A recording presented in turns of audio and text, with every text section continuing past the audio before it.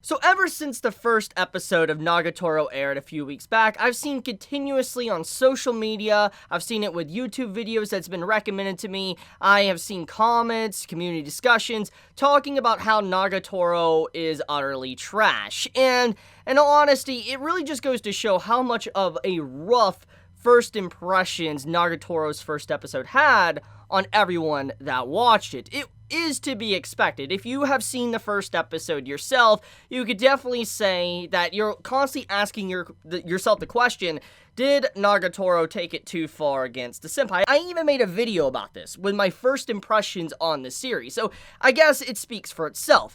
However, I decided to keep on watching because I was still very interested to see where the story would go, kind of what the lessons that the series would try to say, etc, etc. And after the third episode, I dare say, it's not really even the same series. It's really toned down itself quite a bit, actually, in comparison to the first episode, and I'm going to explain why. So, to kind of reminisce about the first episode and kind of explain how it's so different from the second and the third episode, we got to get to the fundamentals. The first episode, there was a lot of things that happened with the introduction of Nagatoro and also our main male character, Senpai, where you saw how Nagatoro was continuously teasing him, and this teasing turned a little bit more violent or harsh in comparison to the normal teasing you would see someone give in these type of anime.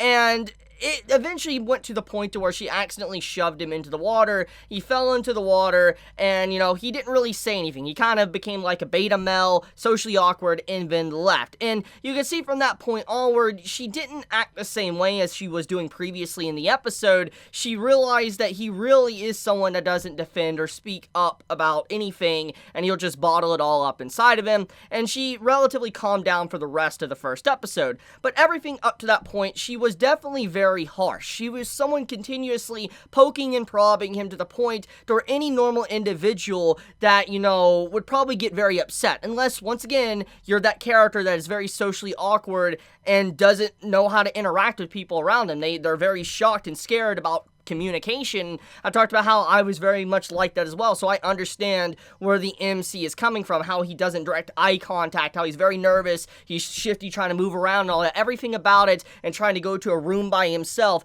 Everything makes perfect sense with the overall writing. Honestly, the writing is impressive on how well it captured the character. The very essence of it really captures what you would get from a socially awkward individual that doesn't know how to interact with people. Not just, let's say, girls, but also guys as well. I appreciate the writing there.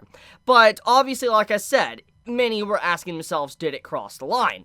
Episode 2 comes around, we fast forward, and episode 2 does have the typical teasing, but you can tell by just the way the teasing is done throughout the second episode, it's not to the same level of extreme to where you have the main male character crying. Like, if you watch the first episode, he cries multiple times, and this isn't like a typical cry, like he's just being a crybaby. She teases him to the point where he kind of emotionally just starts to cry, and it makes sense why he would. Once again, you gotta come from a place that knows what it means to be socially awkward and all that, and seeing him cry, that's why many didn't like the first episode.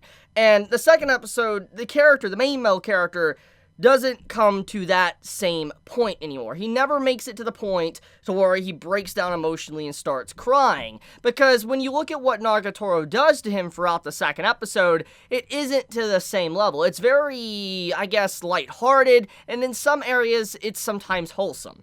And you could see that clearly from the conclusion of the first episode. When she realized what type of person she truly was dealing with, she toned it down from that point onward, which shows that Nagatoro is capable of feelings, and she doesn't actually want to be relatively harsh to the person that she's constantly teasing non-stop. She's just wanting his attention. And this is the fundamentals of kind of where some relationships begin, even in real life. Sometimes to get the attention of someone, people resort to drastic measures by prodding, poking, teasing, etc., just to get someone to relatively, pay attention to you. And it's clear as day that Nagatoro, she is someone that has not been able to probably form a true bond with someone. At least from what I've seen so far from the first 3 episodes, it doesn't look like she's been capable of that. So in her own way, she's also socially awkward just as much as the senpai, but in different areas. And so she doesn't know how to properly form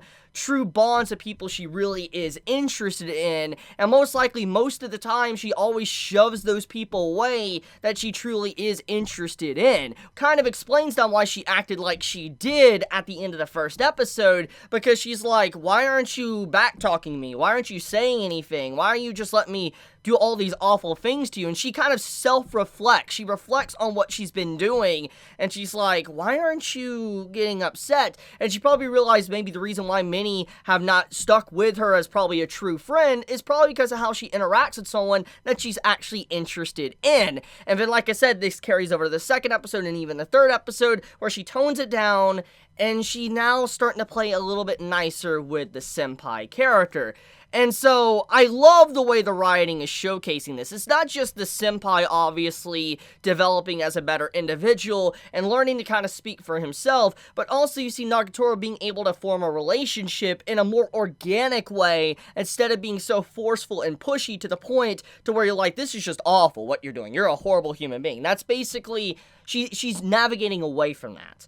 So far, I'm gonna say that the series has definitely evolved in such a good way that I'm impressed. I'm incredibly impressed with just how the series has changed from the first episode to the third episode, and I'm gonna assume that this pattern is going to continue while the series continues to progress. It's gonna become more wholesome, and it's gonna be really lovable and enjoyable just to see the two characters interact. So, anyways, let's actually dive into how much episode 2 really changed things in episode 3.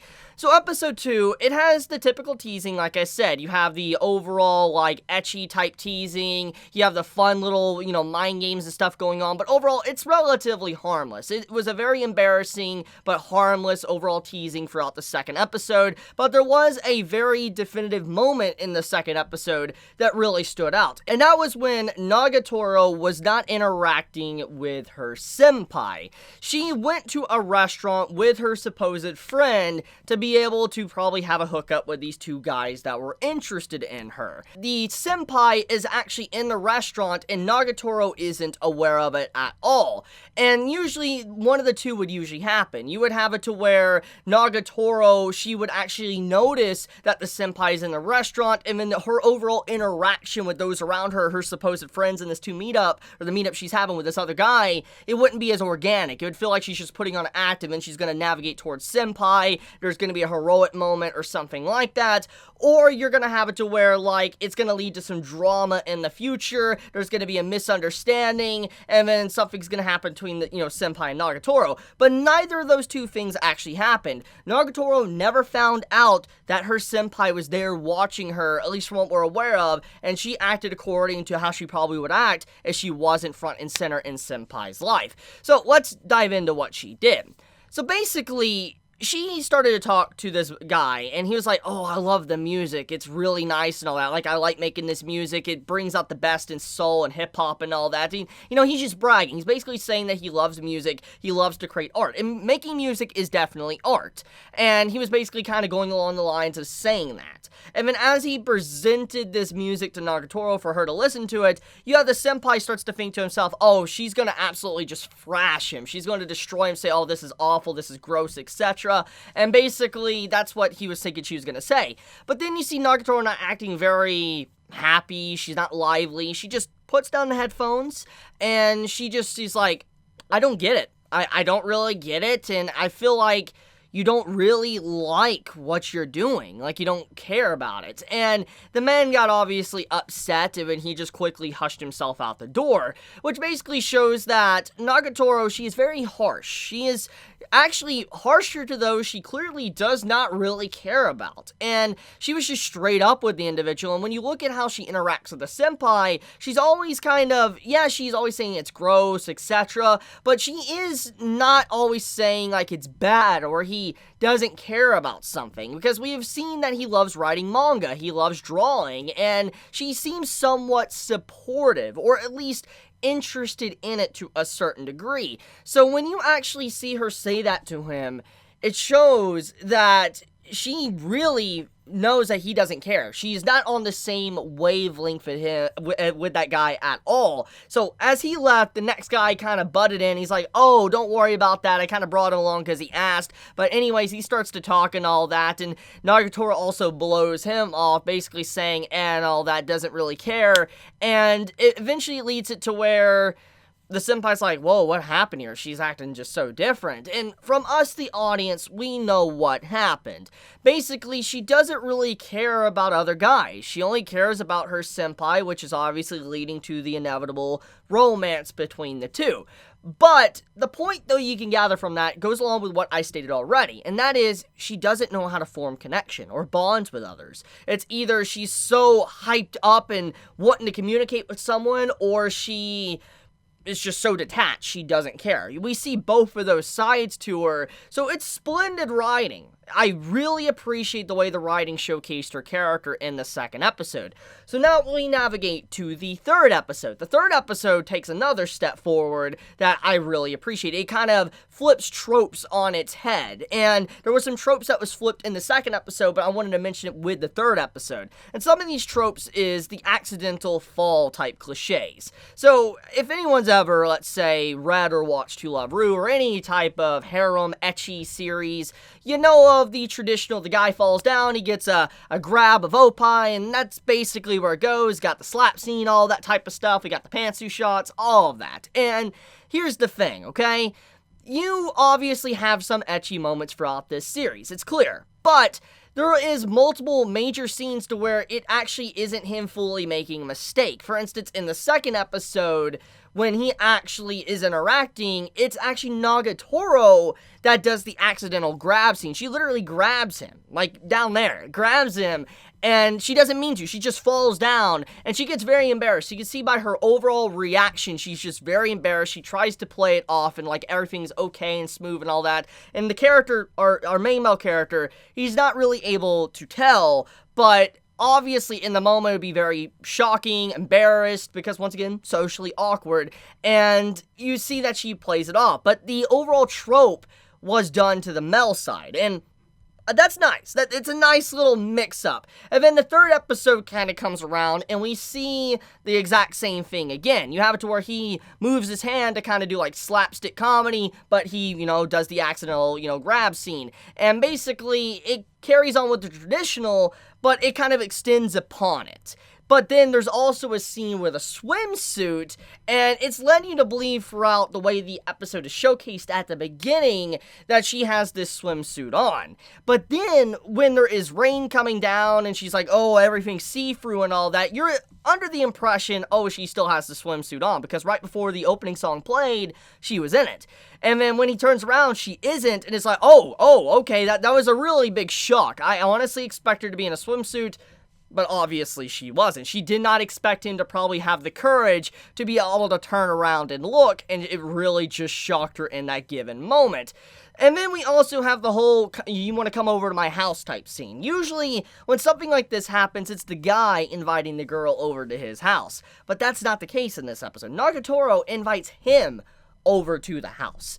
And nothing really, I guess, ecchi actually happens. It's really just them gaming and having fun together, and I'm just like, whoa, that's kind of fascinating. Just, it really subverted my expectations with how the third episode went. It was incredibly wholesome. And then the final segment, when it came to him kind of sitting down at the cafe table and interacting with Nagatoro's supposed friends, she's very defensive and protects him, which goes along with the final scene of the second episode, that she does have an interest in him, and her teases aren't necessarily to be very vicious, she's just being playful, while the two people that were in front of her at the cafe table, they were kind of being a little bit vicious towards him, and she was trying to protect him, and he stood up to try to say something, but because of how cowardly he is, he doesn't know what to say, and I cringed up so hard when he stood up, like, I had to turn my head, I was like, oh no, but when he did it though, it showed his courage, that he wanted to set the record straight in his own way, but he wasn't fully able to. So yeah, I mean, just to get my point across, Nagatoro is a good series. This is a really good anime, and I now see why so many love this series, but I also understand why people call it utter trash or it's awful. The first episode, the first impressions really do matter when it comes to starting a story. I fully understand and agree with that assessment. But I will say, the first impressions are, like, sometimes you gotta keep going forward. You gotta move forward to really see what the series has to offer, and that's kind of what's happening here, is that I feel like the first episode was the worst that Nagatoro could be, and then now it's smooth selling from this point onward. I wonder how many people actually continue to give this series a chance, or if they made it to the third episode, or if they dropped it after the first episode. I'm kind of curious, so let me know, how many of you guys are actually watching this series, or, you know, are you going to watch it now after this video? Let me know your thoughts in the comments below. But with that, guys, I love you. You have a wonderful day or night wherever you live. If you enjoy my content, you know, please subscribe. If you got this video, please leave a like. And with that, Chibi out.